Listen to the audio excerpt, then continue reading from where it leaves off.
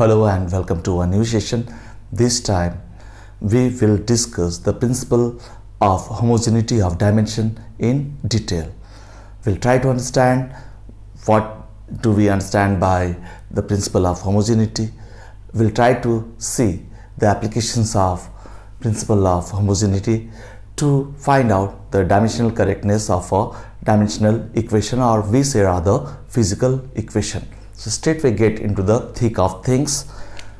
First thing, as I have told you, this principle of homogeneity of dimension helps us to assess the dimensional correctness of a dimensional equation. Let's write a dimensional equation straight away.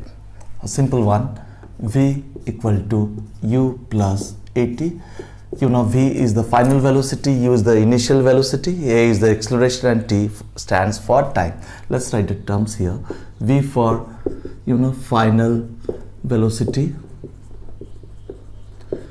u stands for initial velocity, the starting velocity, a denotes the acceleration, I write the short or abbreviated form here, t stands for time, t stands for time. And one formula, on one dimensional formula of force is very important.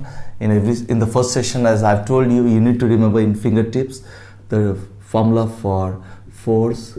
The dimensional formula of force is mLt minus 2. You should remember always, this is very important. In fact, now whether we have to assess that dimensionally v equal to u plus at, that means what we have to compare here. So the dimensions of LHS equal to dimension of the terms of the RHS. If this is the case, then we will say that this equation is dimensionally correct. Then we can say it is dimensionally correct when all the terms will compare and they are equal on both the sides. So in that, only that it is dimensionally, we'll say dimensionally correct. So we'll try to see whether it's dimensionally correct or not. So here let's try to check to find the dimensions of v, velocity. Velocity, distance travels in per unit length, time. So it's lt minus 1, and u, initial velocity. So initial velocity is nothing but velocity in terms of dimension. So dimension of velocity, because initial velocity is a type of velocity itself. So the dimensional formula of u and v are same. So straight away we can write lt minus 1. lt minus 1. A stands for acceleration. If we know it's velocity, the rate of change of velocity upon time. So we can find velocity, we know lt minus 1 upon time. So it becomes lt minus 2. lt minus 2. And t is, obviously dimensional formula is t. So therefore, if we combine these two, we arrived at this term at. So the dimensional formula of at will be lt minus 2 upon t. But here t minus 2 and t, so we can simplify this and write as t minus 1, because minus 2, this one power will go up and it will be subtracted straight away from minus 2, and you get t minus 1.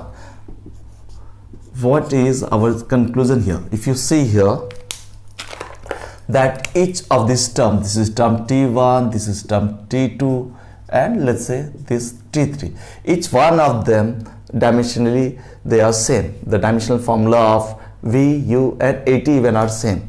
So that means this is lt1, u is lt1, and the whole term at collectively has also the term lt1. So it's definitely going to be dimensionally correct. It's dimensionally correct beyond any doubt. That means what is the conclusion here? The important thing that we should understand here, that this principle of homogeneity helps us to understand that we can compare, we can add the terms which are having same dimension only. For example, two terms t1 and t2 we can compare. in terms of dimensional correctness by assessing their dimensional formulas. But disliked terms, for example, we cannot compare the dimension or cannot add up, cannot subtract. For example, force and velocity, they are two different terms with two different dimensional formulas. Only the terms having same dimensions can be added, can be subtracted, or can be compared in a dimensional equation. So this is dimensionally correct. Why? Because the dimension of v is equal to u, the dimension of v is also equal to the term at. So each of the term represents same dimensional formula. At, same dimensional formula. We are not taking a in isolation. That means a, acceleration, the term acceleration. No, we are taking at collectively. So at, this term at3 has a dimensional formula of LT1 which is same as that of u and v. Let's take another question straightway, so that you can another variety of questions or problems we will say which appeared in the previous year board questions.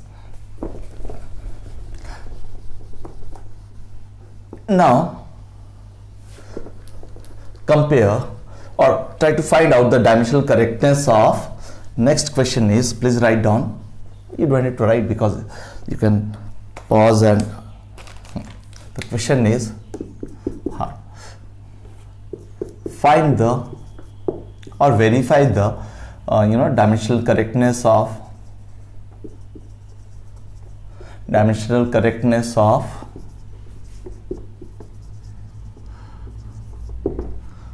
half mv square equal to mgh. If you remember, this half mv square is nothing but kinetic energy and potential energy. Mgh stands for potential energy and half mv square stands for kinetic energy. Now remember, if we go by our previous concept, the learning from our previous concept is that it's form of energy, so dimensionally they should be same. Like in the previous example only, the dimensions of final velocity and the dimension of initial velocity are same. Why? Because they represent the same velocity or different form of velocity. One is starting velocity and one is your terminal velocity. Similarly here, kinetic energy or potential energy or any sort of energy possess the same dimensional formula. But here let's try to verify how. Now LHS is equal to the dimension of LHS. So dimensions of LHS term is nothing but, we have to find the dimensional formula of half mv square. Half we can ignore, the numbers, the constant we will ignore, they are dimensionless. So m stands for m and v square we know LT minus 1 and square term which raised to square here power 2, and the m L2 1 square is 1 and minus 2, so it comes to mL2t minus 2. So we have arrived at the dimensional formula for your half mv square, that is the kinetic energy. Now we will try to find out the dimensions of the right hand side, dimensions of mgh equal to, we will try to find whether, now here h is height means distance, g is acceleration we can take, and m is mass. Now m put straightway m, and g is LT minus 2 and h is nothing but L, so it comes to m, L is 1 and 1 2, 1 plus 1 2, here is L is appearing twice here and their power has to be added, a simple law of exponent that you have learned in your earlier classes, mL2 t minus 2. So the dimensional formula of mgh, the potential energy is mL2 t minus 2. Let's compare the dimensions of LHS and RHS. It comes to same here. See here, both of them are identical or same. So therefore, this term, the first term on the left hand side, has the same dimension to that of the dimensions of the terms present on the right hand side of this physical equation. We can arrive at a conclusion very satisfactorily that this is dimensionally correct. This dimensional equation is dimensionally correct. Let's take another variety which has appeared in the previous year's board paper as well as in IITs also. Important questions we'll try to solve.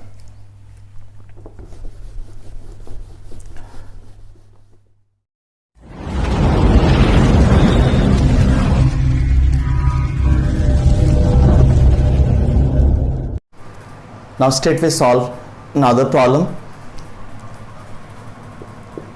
Question is, the wavelength of a fast moving electron depends on one, its mass, small mass; second, depend upon its velocity; and third, m stands for mass, v stands for velocity, and third, Planck's constant. I will write here Planck's constant, Planck's constant. V is velocity and m for mass. Now the question is, prove dimensionally that lambda is directly proportional to h and inversely proportional to its mass and velocity. To prove dimensionally. Now we need to know the dimensional formulas of each of these quantities. Let's say, what is the dimension of lambda? Lambda is nothing but L, only L. Now m, the dimensional formula of m is straightway capital M, very easy. V, velocity is Lt minus 1, isn't it? You know that. And Planck's constant, this is a new term, the dimension of, but for that we need to know the formula. It will be energy upon frequency. Energy upon frequency. Energy is nothing but work, and work is nothing but force into distance. So work upon frequency is inverse of time period. I can write t to the power minus 1 is t to the power minus 1 straightway, and t to the power minus 1 time period inverse. Now I know energy upon frequency, we'll write in bracket. Now F into D, F I know straightway MLT minus 2 from the top. As I have told you in first session that it's very important to remember the dimensional formula of force. It saves time. MLT minus 2 into D is nothing but L divided by T to the power minus 1. If you simplify this, it comes to ML2 T minus 2 and minus 1. This minus 1 will go up, it becomes plus 1. So minus 2 plus 1 becomes minus 1. So we have arrived at the dimensional formula for H. Now here in this type of questions, you have to first arrange them linearly, all the terms. How? First thing, let lambda, now we'll remove we don't want this proportionality sign, we'll take instead of that equal to, and a proportionality constant capital K, and then we'll arrange everything, all the terms linearly. M, V, H, three terms are there, we'll write it straightway. M, now we have to raise some power, m to the power A, let's say, V to the power B, and H to the power C, and then we will compare their dimensional formulas. Now lambda we we'll put the respective dimensional formula. So dimensional formula of lambda is nothing but L. So M0, L1 and T0 state where I can write L1 for lambda. Rest of the terms are raised to the power 0 just to write in standard form, because M0 is 1 and T0, anything to the power 0 you know is 1. Rest we can ignore the dimension of K, constant term. MA, M means A, M to the power A, V is LT minus 1 to the power T, LT minus 1, and then to the power B, and then C. Then we have to put the values for H, the Planck's constant, ML2 T minus 1, ML2 T minus 1 to the power C, to the power C. This is important step. And then here we'll compare how many times M is there here, M to the power A, M to the power A, and M to the power C. So if the base appears more than one time and they are same, the powers can be added. So A plus C, A plus C. Then we'll see for L, L to the power B here straight away, and 2C, 2 into C is, will add data. And T, here there is no T, T minus B and minus C. We should be absolutely sure about the sign convention. Now here it comes to, we'll compare the M0, L1, T to the power 0. Now next, on comparing, you see the powers of M on both the sides, it comes to A plus C equal to 0. Second, when you compare the power of L, it comes to B plus 2C equal to 1. And third here, minus B minus C equal to 0. The powers of T's of both the sides we are comparing here.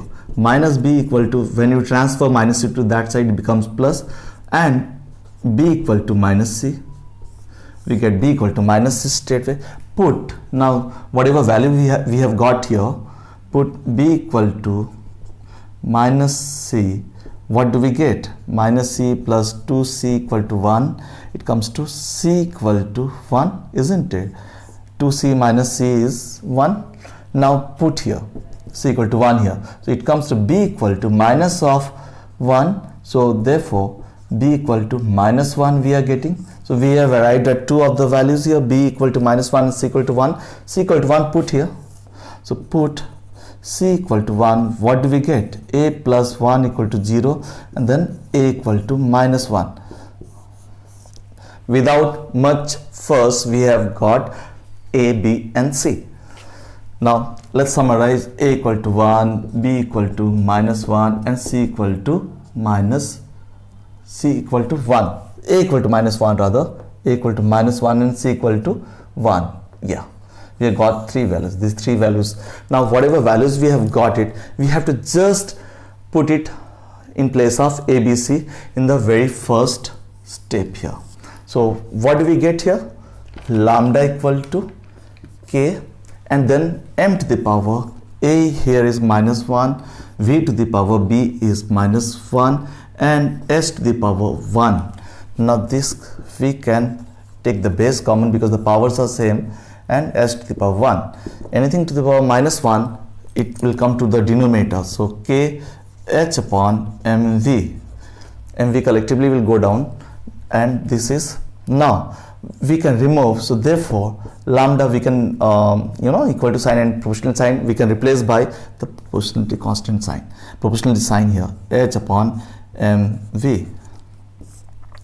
This is our answer, isn't it? We have to write that dimensionally. So we have concluded that lambda is proportional to, directly proportional to Planck's constant and inversely proportional to the product of mass and velocity. A variety of questions are waiting in your books, in the NEET and reference books. So try to solve as much as possible. It boosts your confidence and it helps you to sharpen your brain cells. So keep on doing, keep on rocking, and DP is signing off with the promise that in the coming session, you will come across many more important topics. Yeah, one point I would like to discuss today is that please put down your invaluable suggestion, the topic's name if you are interested, so that I can give priority to that, and will try to come up with a session clarifying all your doubts. Or even if you're finding any problems in any of the numericals, please put down those numericals in the comment box. Your valuables are very, don't just watch my sessions passively. Yes, I don't want likes and all this subscription business, but my genuine concern is to help you 24/7. So that's the thing. Quality education should reach you, people like you, talented people like you, and to help you to build your concept, solid concept. Remember, nothing is more beautiful than your cute smile, and when you achieve your success, the smile becomes even more beautiful. I will be eagerly waiting for that day. So for that, we are putting in so much of efforts. So DP is signing off for the session. Please this time come up with the topics so that we can go even more. The bonding will be solid, and your understanding is of paramount importance for me. DP is signing off. Bye bye, and take best care of your health and of your emotional health also.